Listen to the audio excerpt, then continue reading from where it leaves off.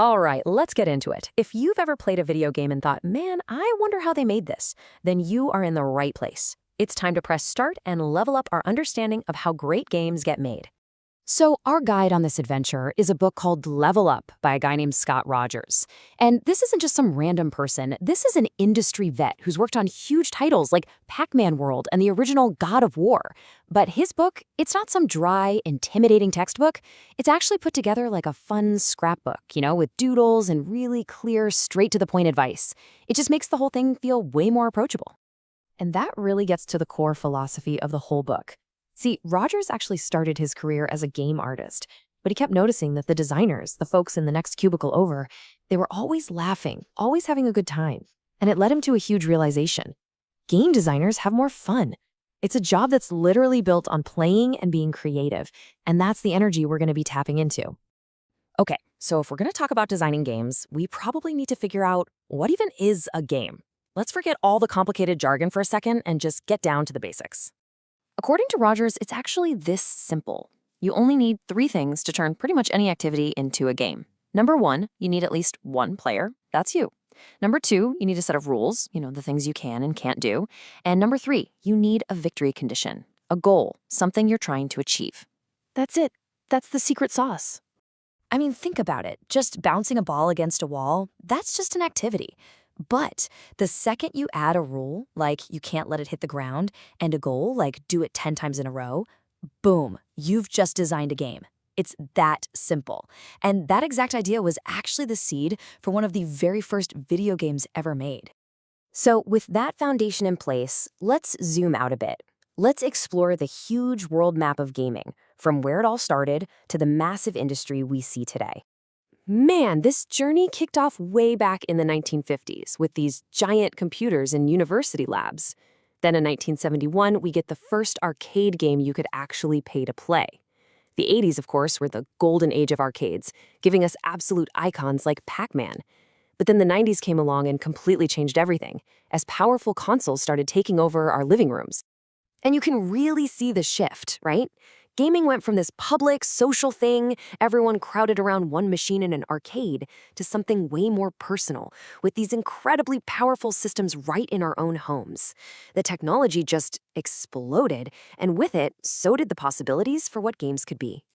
And that explosion led to this incredible diversity of genres.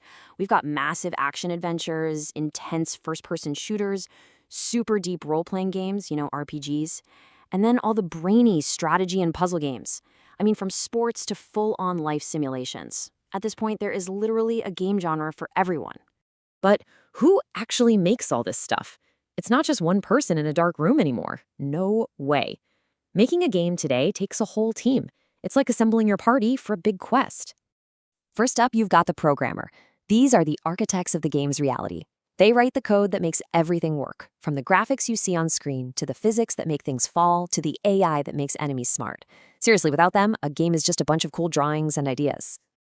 Next up, the artists. These are the folks who build the entire visual world. Every single character you control, every landscape you explore, every crazy explosion, that all comes from the art team. They are totally responsible for the look and feel of the game, turning ideas into a world you can actually see. And finally, we get to the designer. So what's their job? The designer's job is to come up with the core ideas and, this is the most important part, the rules that make the game fun. They are the guardian of the player's experience. They are obsessed with one question: is this fun? And this is where Rogers hits us with a hilarious but kind of harsh dose of reality. When he finally became a designer, he'd write these super detailed design documents, laying out all his great ideas. The problem? Nobody on his team, not the programmers, not the artists, actually wanted to read them. They were just too long, too dense, too boring. So his solution was absolutely brilliant. He just started drawing his design documents as simple cartoons.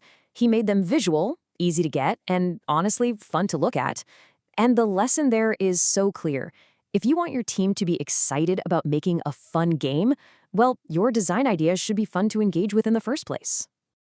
Okay, so that brings us to the end of our little tutorial level here. We've gone over the core rules, we've explored the world map, and we've met the party members. Now it's time for your quest to begin. Look, if there's one big thing you should take away from all this, it's that making video games isn't some secret, magical process that only a few people can do. It's a craft. It's built on a foundation of really simple rules, and it's brought to life when creative people work together. It is so much more accessible than you might think. So you know the rules now, you know the different roles, you even know the secret to communicating a great idea. The only question left is the big one. What kind of world are you going to build? What great game will you design?